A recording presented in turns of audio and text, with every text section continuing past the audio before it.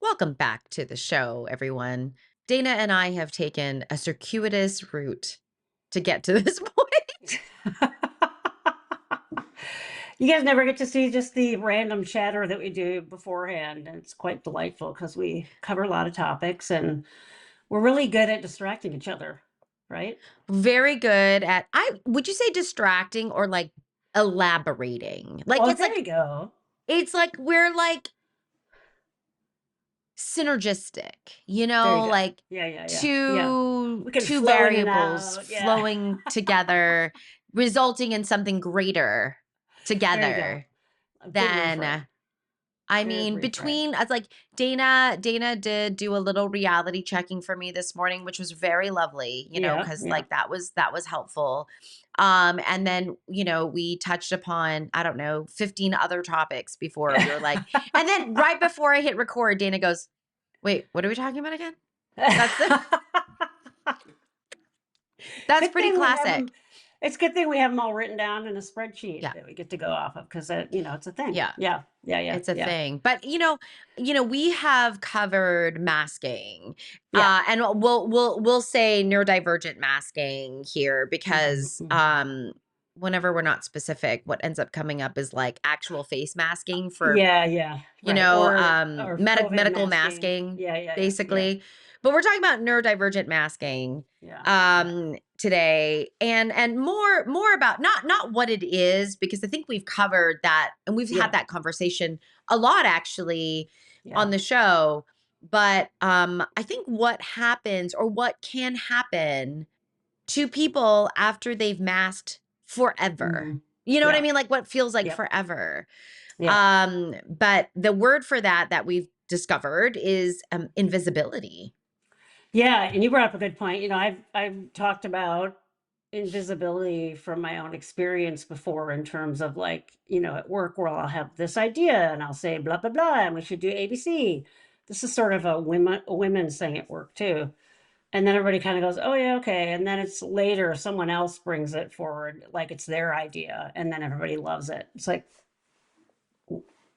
didn't I just say that? So there's that version of invisibility. And then the version that you brought up, which is when you mask for so long, and then I see this in working with complex trauma with folks too.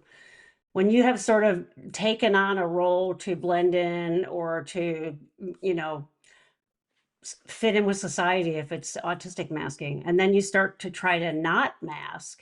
If that started really young and very early during your developmental period, you're like, well, who am I? Like, it really is an identity crisis at that point. I went through that certainly without even knowing I was autistic in the most of my own therapy. I remember my therapist asking me, well, what is Dana like? And I was like, I could spout out some things, and it was just things that I would do or did or, did with other people. I always ask people too, what would you be doing if you didn't have to impression manage the other person? Like if you're Yeah. alone and you could just decide what you're going to do. And that was always the best little tip for me, because I could say, would I be going to this restaurant? Would I be watching this movie? I mean, knowing that we do interrelate with humans and you make concessions and you say, what do you want to watch and what do you want to watch? But that sense of a way to figure out what's really in there, because we learn so young that the way we act naturally isn't okay, right? Or even the tone we have, just our normal tone of sort of matter of fact. Um, I got for years, probably the first half of my 20 plus years of teaching, and students would tell me this all the time. They'd be like, "Oh, I was intimidated by you," and I'd be like, I'm not sitting here, wanting to intimidate you. And they'd say, no, you're just sort of really knowledgeable and matter of fact, and that to the feeler, the other person can feel intimidating. And I was like, I'm just straightforward. It's just sort of my tone, coupled with being from Chicago, and we're just straightforward. We don't sugarcoat stuff. The irony is I had to kind of learn to soften it a little bit, right? But I think that we get misunderstood a lot. And then if you're trying to unmask and then people are used to you being one way, like being accommodating and being people pleasing and things like that, and then you start to not do that, people are like, what's wrong, right? I was masking extroversion for most of my life up until about the age of 40. And then I did an Enneagram thing. It's like a personality thing you can do. We were doing it at Mm-hmm. work. And one of my coworkers said I was a closet introvert. And I was like, what do you mean? And she sort of told me about that. And it was that sort of thing, like what would I be doing if I wasn't worrying about what other people think? But also, I still remember the day I did this, which was to not try to insert yourself in conversation to be included. Just let yourself sit back, right? And it was a relief because it was a lot less energy. But for a while I got that response from people who were like, what's wrong with Dana? Are you okay? And I'm like, yeah, I'm just not jumping in and entering things into the conversation all the time. And that was really hard because I was like, is that really me? Is that me trying something else on? Is this really what I want to do? And so you really do have to kind of, in a way, it's a version of invisibility because who are you? You Yeah. don't know who you are. You're sort of a ghost to yourself. And then it's not just like what you like and, what your habits are and what your routines are, but like, who are you as a person? And when you start to let, I think, a little bit more of that autistic self out, and I can see that in some of my work relationships, um, people kind of getting jolted or having more kind of, I wouldn't say skirmishes, but people saying, what's the scoop? Me, oh, no, no, I didn't mean that way. That sense of having to explain myself more, right? Um, and then I think what can happen is you can have so many negative experiences from unmasking that you give up. And then there's that other part of the invisibility, which is just, I'm not going to try anymore. I'm just going to sit here and not say anything. And then you get kind of lost and not included. And it's really is that back and forth, a lot of trying that, practicing that, and figuring out which group you can do certain things. And you might say, isn't that another version of masking? No, you're learning like the reciprocity rules or energy of that group. But to me, I have found it continually difficult. I don't feel like I can 100%. When I'm talking to my neurodivergent students, it's no problem, right? When I'm talking to mostly the people I work with, my fellow faculty, who none of them are neurodivergent, it's clunky a lot, right? Yeah.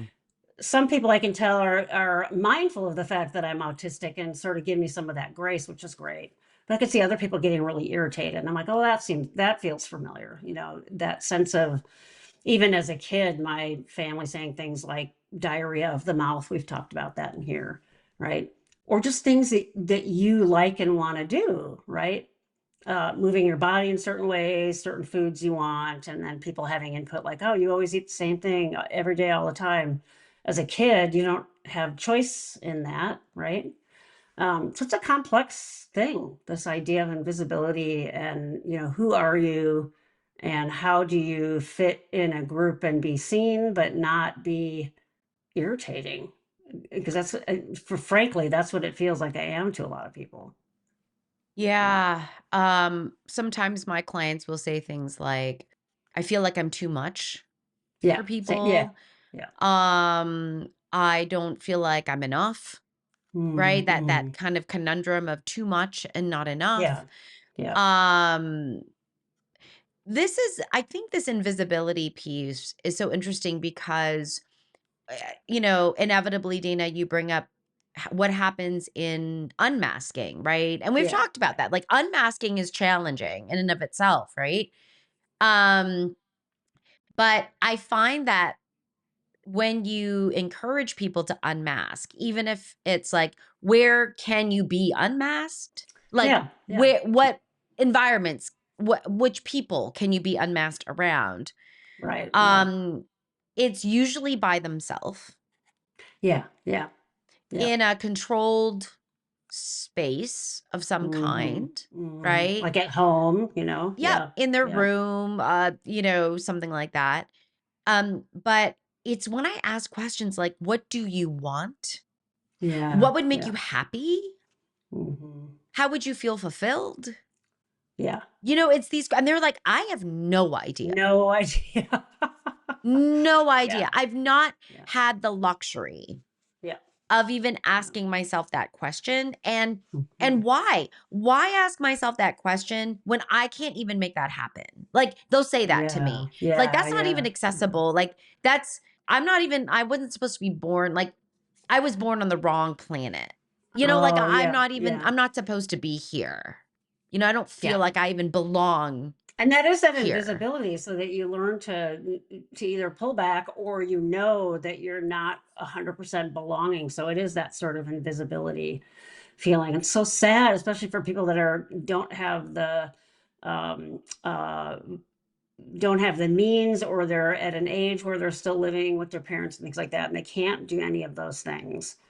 Yeah, in that regard, when I was first living by myself in my 20s, I think about, I did a lot of stuff alone, which was fine with me, but like things like doing triathlons and training for triathlons, all that was alone. I loved swimming, I loved biking for hours on end. Mhm. Those are all sort of solitary sports, and those are things that I loved, right?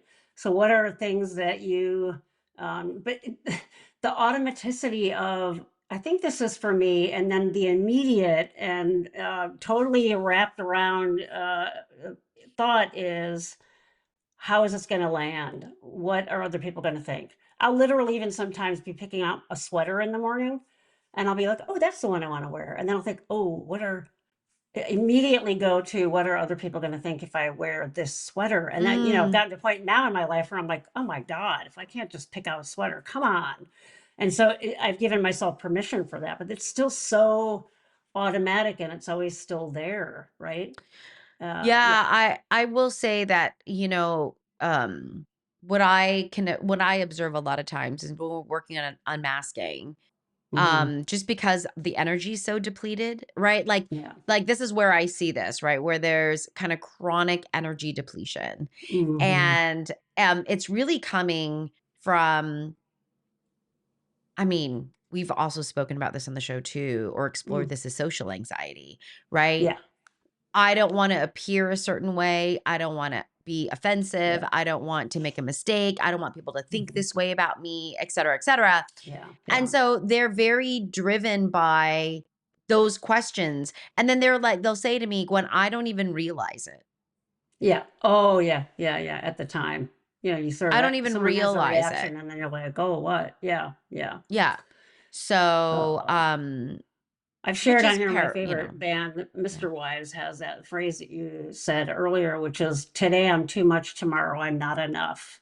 Yeah. It just says it all. That sense of, how do you jump in? This is when you're in school and they would say you're having a group project. And it was always like, oh crap. No, you're beyond like, "Not a beyond the group normal group project." project thing. Yeah. But if we were allowed to pick our own peeps, that was fine, because I'd get other people that kind of had similar energy.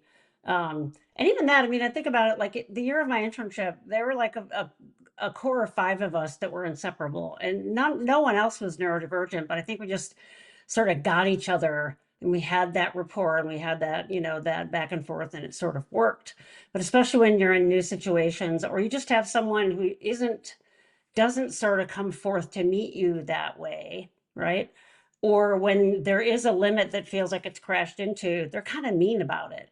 Like Yeah. my wife now, if I'm doing something silly in the house, most of the time thinks it's awesome. If she's working and I'm just distracting her because she works in the kitchen, she'll kind of give me one. She'll just keep on her keyboard, or she'll give me one of those looks like. And part of it is me reminding myself she's not judging me being weird. It's just that I'm distracting her. But that took a long time, right? Because she started working at home during COVID. And a lot of times I go to the, oh crap, I'm being weird and it's not okay, right? Yeah. But how do you express yourself? And then one day she had told me, I love when you go upstairs to get ready for bed at night when I go brush my teeth and that. She said, I can hear you always do like this humming, singing thing while you're doing that. I wasn't even aware of it. And I was like, oh, sorry. No, I think it's adorable. So you start to hear those kinds of things from someone that cares and loves you, and you start to get permission for that.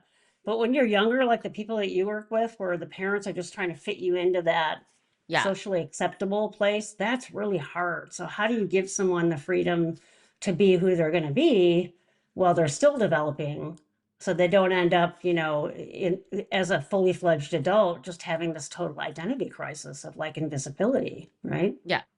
Yeah. Yeah. It is an identity crisis. I mean, I think like Hmm. identity crisis is a great it's because the crisis is from it really is the question, who am I? Yeah. Who am You I? Yep. know, who am Yep. I?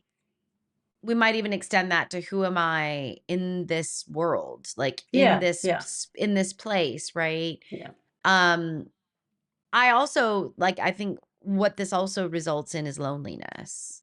You Yeah. know, Yeah. there's not Yeah. a connection to a group of people or other Hmm. people. They haven't found that connection yet. And it's just plainly not easy. I mean, Yeah, or you're when too my client exhausted to do it. Like, yeah, yeah, yeah, it's very isolating. It yeah. could be isolating. When Yeah, my yeah. clients say to me like I feel lonely. You Mm, know, it's hmm. like I don't even have a good idea for them about how to connect. I mean, apart from Yeah. like, connecting over interests, with other Hmm. people Hmm. that have similar interests. Um, but how do you Yeah, find those? It takes energy to find those exactly. groups, and to Exactly. find the group that works and to Hmm. then experiment with Hmm. groups. I mean, it just becomes too much. And so it just, they Yeah, and stay they stay it's isolated. frustrating in a good, I want to sort of acknowledge and validate, it's frustrating for us as therapists too, not that we're frustrated with you at all. It's frustrating that we don't have a solution for that. We don't have an easy fix for that by saying, oh, do this one thing. And it is hard, and that's the reality of it out there, right? Other than to say maybe try some unconventional ways of connecting, online, or you do reach out to one friend who's equally as busy as you, and you just say, I know we're both super busy.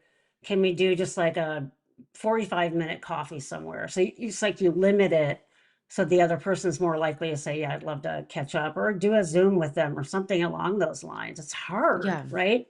Yeah. Because you're trying to figure out who you are in a world that's not built for you, and the primary coping mechanism is to be invisible, or you get treated as invisible, so you figure nothing I'm going to do is going to make a difference, right?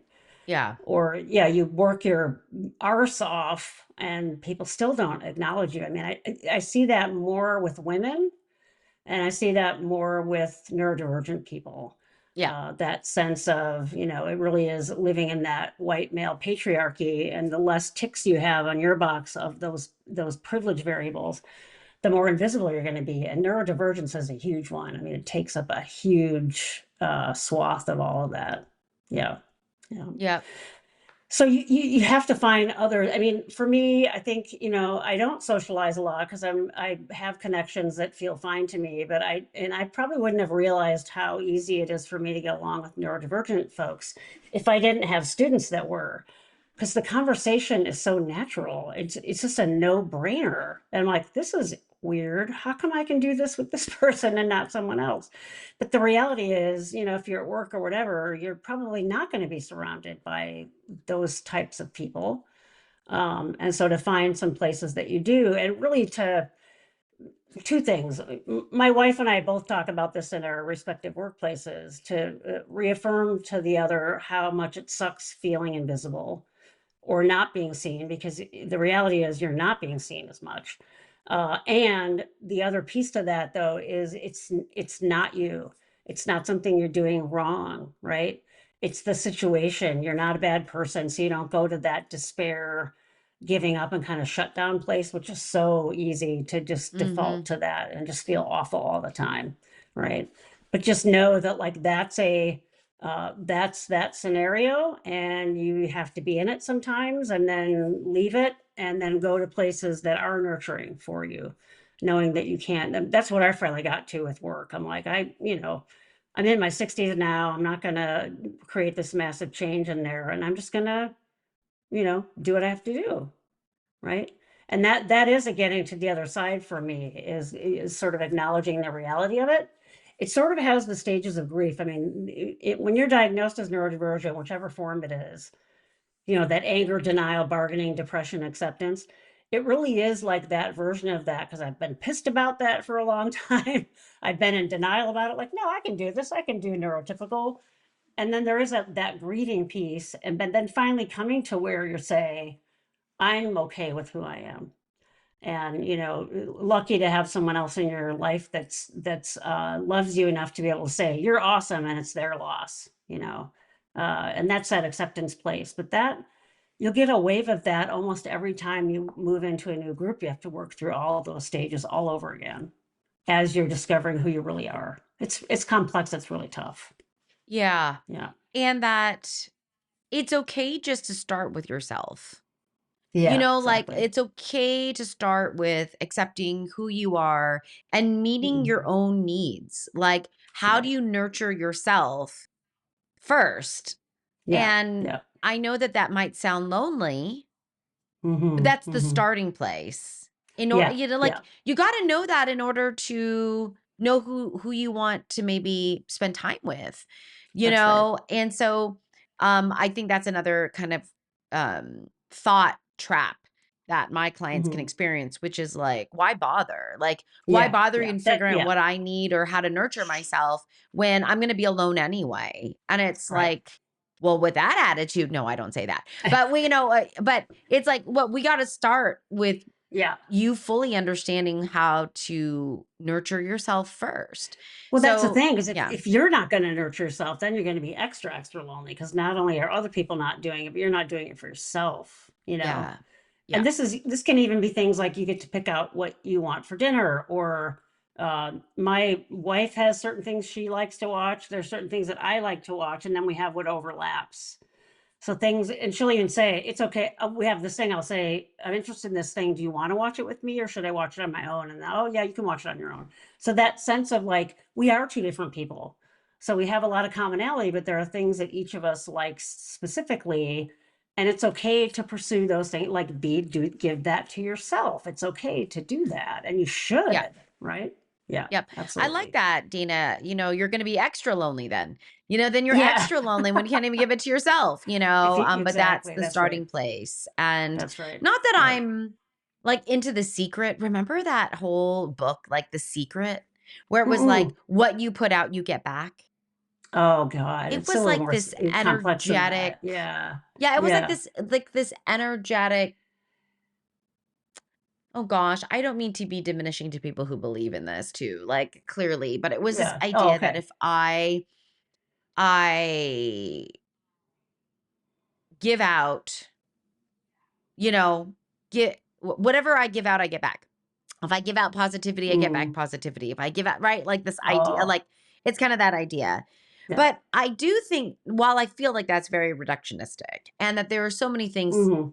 that we cannot control in the world, no matter Yeah. how positive you are.